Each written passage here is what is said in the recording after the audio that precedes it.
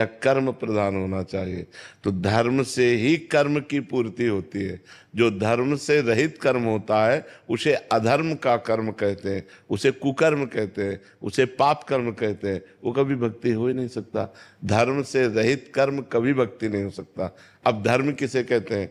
जैसे आप किसी की पत्नी है तो आपका पति के प्रति क्या धर्म होना चाहिए। आप किसी की बेटी हैं तो आपका पिता के प्रति क्या धर्म होना चाहिए। आप किसी की माँ है तो बेटे के प्रति क्या धर्म होना चाहिए। आज धर्म को भूल करके कर्म कर रहे हैं तो जेल भरी हुई है। अगर धर्म से कर्म होता तो कुकर्म नहीं होता। तो धर्म से युक्त कर्म ही भक्ति है। धर्म से कर्म अलग हुआ तो वो पाप कर्म बन गया। जहां अलग हुआ तहां पाप कर्म बन गया। तो इसलिए बहुत होश में रहे, धर्म से युक्त कर्म करे, उसी को भक्ति कहते हैं, उसी से भगवान प्रसन्न होते हैं। और धर्म से अलग होकर जो कर्म होता है, बोले हमारा क्या धर्म है इसके प्रति, ये ज्ञान होना चाहिए। ये सत्संग से ज्ञान होता है, शास्त्र से ज्ञान होता है। देखो हमारे देश में तो स्त्रियों ने पातिव्रत धर्म के द्वारा भगवान पर विजय प्राप्त कर ली। अनुसुईया जी ने ब्रह्मा विष्णु महेश को 6-6 महीने के बालक बना दिया। सती सावित्री जी ने अपने पति सत्यवान को यमराज के हाथों से मुक्त करवा लिया। सतीत्व में, पतिव्रता में कितना बड़ा बल है। पातिव्रत धर्म कौन समझ रहा है? आज के जमाने में कौन समझ रहा है पति मेरा परमेश्वर है और हम उसके जीवन को सुख पहुंचाएं अपने जीवन का समर्पण करके? कोई नहीं समझ। जब पहले ही बॉयफ्रेंड गर्लफ्रेंड गंदगी पहले ही कर ली तो क्या पातिव्रत धर्म, क्या पवित्रता। तो धर्म से युक्त कर्म भक्ति है।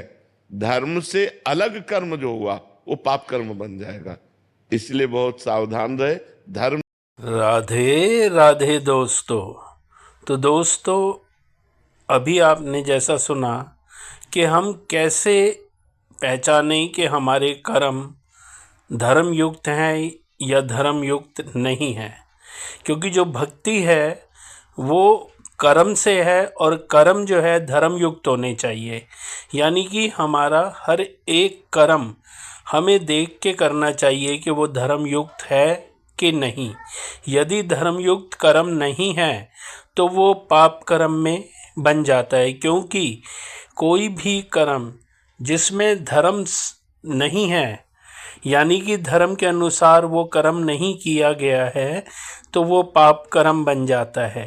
तो हमें अपने प्रत्येक कर्म को ये देखकर करना चाहिए कि वह धर्म युक्त है या नहीं। जैसे माँ का बेटे के प्रति क्या धर्म है, बेटे का माँ के प्रति क्या धर्म है, बेटी का पिता के प्रति क्या धर्म है, बेटी का अपने भाई के प्रति क्या धर्म है, बेटी का अपने पति के प्रति क्या धर्म है। तो इन सब चीज़ों को देख के ही हमें अपने प्रत्येक कर्म को करना चाहिए। तो वो भक्ति भाव में होता है, क्योंकि उसमें धर्म जो है सम्मिलित रहता है। और जिन कर्मों में धर्म सम्मिलित नहीं होता वो अधर्म बन जाते हैं, पाप कर्म बन जाते हैं। तो दोस्तों, यदि आपको वीडियो पसंद आई हो तो इसे लाइक करें, अपने मित्र और परिजनों के साथ इसे शेयर करें और कमेंट करके हमें बताएं कि आपको वीडियो कैसी लगी। और हमारे चैनल को सब्सक्राइब करना ना भूलें। राधे राधे।